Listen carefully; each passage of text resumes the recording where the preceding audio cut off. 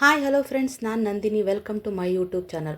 ಇವತ್ತಿನ ನಮ್ಮ ವಿಡಿಯೋದಲ್ಲಿ ತುಂಬ ಸುಲಭವಾಗಿ ರುಚಿಕರವಾಗಿ ರೈಸ್ ಬಾತ್ ಮಾಡೋದು ಹೇಗೆ ಅಂತ ಈ ವಿಡಿಯೋ ಮೂಲಕ ತಿಳಿಸ್ಕೊಡ್ತೀನಿ. ಯಾರಾದರೂ ಹೊಸ್ದಾಗಿ ಅಡುಗೆ ಕಲಿತಾ ಇದ್ದರೆ, ಒಂದು ಬ್ಯಾಚುಲರ್ ಏನಾದರೂ ಇದ್ದರೆ, ನಾವು ಸುಲಭವಾಗಿ ತುಂಬ ರುಚಿಕರವಾಗಿ ಹೇಗೆ ಮನೆಯಲ್ಲೇ ನಾವು ರೈಸ್ ಬಾತ್ನ ಮಾಡ್ಬೋದು ಅಂತ ಈ ವಿಡಿಯೋ ಮೂಲಕ ನಿಮಗೆ ತಿಳಿಸ್ಕೊಡ್ತೀನಿ. ವಿಡಿಯೋನ ಇಲ್ಲಿ ಸ್ಕಿಪ್ ಮಾಡಬೇಡಿ, ಲೈಕ್ ಕೊಟ್ಟು ಸಬ್ಸ್ಕ್ರೈಬ್ ಆಗೋದನ್ನು ಮರಿಬೇಡಿ. ಮೊದಲಿಗೆ ನಾನಿಲ್ಲಿ 2 ಗ್ಲಾಸಷ್ಟು ಅಕ್ಕಿ ತೊಗೊಂಡಿದ್ದೀನಿ. ಇದನ್ನು ನಾವು ರೈಸ್ ಬಾತ್ ಮಾಡೋ ಮುಂಚೆನೇ ನಾವಿಲ್ಲಿ ನೀರಲ್ಲಿ ಚೆನ್ನಾಗಿ ತೊಳೆದ್ಬಿಟ್ಟು ಅದನ್ನು ನೆನೆ ಇಟ್ಕೊಳ್ಳೋಣ.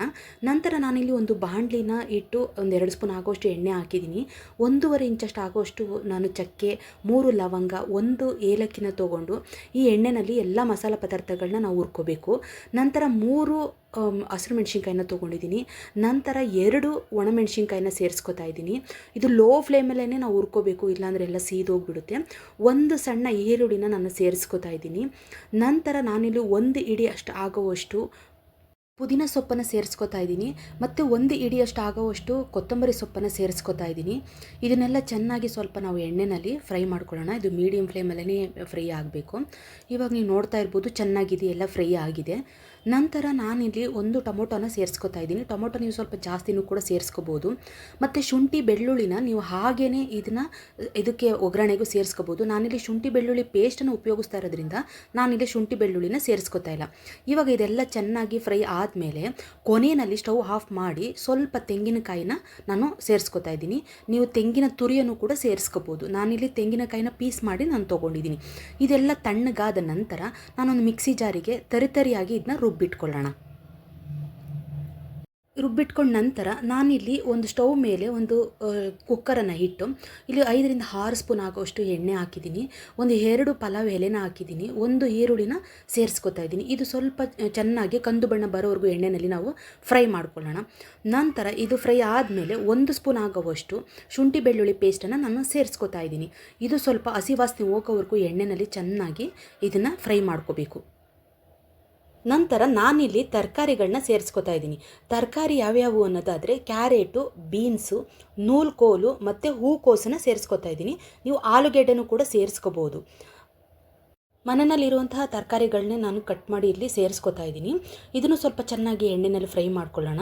ಇಲ್ಲಿ ನಾನು ಬಟಾಣಿನ ಆಲ್ರೆಡಿ ನಾನು ಒಂದು ಸ್ವಲ್ಪ ಮಟ್ಟಕ್ಕೆ ಉಪ್ಪಾಕಿ ಬೇಯಿಸ್ಕೊಂಡಿದ್ದೆ, ಅದನ್ನು ಕೂಡ ಸೇರಿಸ್ಕೊತಾ ಇದ್ದೀನಿ. ಮತ್ತು 1 ಟೊಮೊಟೊನ ಸೇರಿಸ್ಕೊತಾ ಇದ್ದೀನಿ.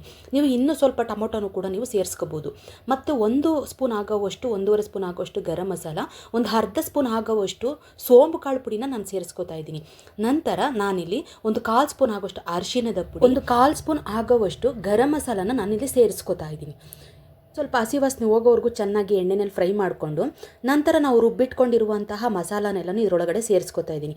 ಇದೆಲ್ಲ ತುಂಬ ಹೊತ್ತು ಏನು ಬೇಯೋದೇನು ಬೇಡ, ಯಾಕೆಂದರೆ ಆಲ್ರೆಡಿ ಇದು ಒಗ್ಗರಣೆಯಲ್ಲಿ ನಾವು ಬೇಯಿಸ್ಕೊಂಡು ನಂತರ ನಾವು ರುಬ್ಬಿಟ್ಕೊಂಡಿರೋದ್ರಿಂದ ಇದನ್ನು ಸ್ವಲ್ಪ ಹಾಗೆ ಇದು ಮಾಡಿಕೊಂಡು ನೀರನ್ನ ಸ್ವಲ್ಪ ಸೇರಿಸ್ಕೊಂಡು ಚೆನ್ನಾಗಿ ಇದನ್ನು ಕುದಿಯೋಕ್ಕೆ ಬಿಡೋಣ, ಒಂದು ಮುಚ್ಚಳ ಮುಚ್ಚಿ. ನಂತರ ಇದು ನೀವು ನೋಡ್ತಾ ಇರ್ಬೋದು, ಇವಾಗ ಚೆನ್ನಾಗಿ ಕುದೀತಾ ಐತೆ. ರುಚಿಗೆ ತಕ್ಕಷ್ಟು ನಾನಿಲ್ಲಿ ಉಪ್ಪನ್ನು ಸೇರಿಸ್ಕೊತಾ ಇದ್ದೀನಿ.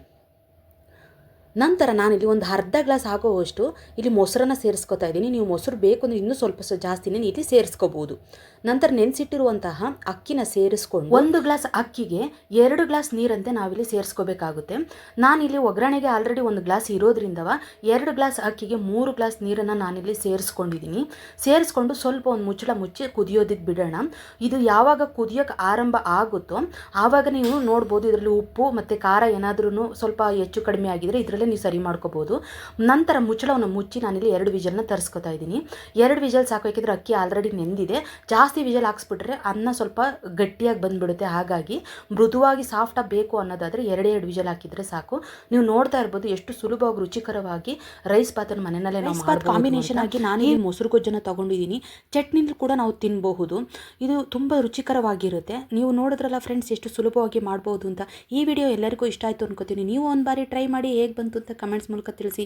ಮುಂದಿನ ವಿಡಿಯೋದೊಂದಿಗೆ ನಿಮ್ಮೊಂದಿಗೆ ಬರ್ತೀನಿ. ಬಾಯ್, ಟೇಕ್ ಕೇರ್.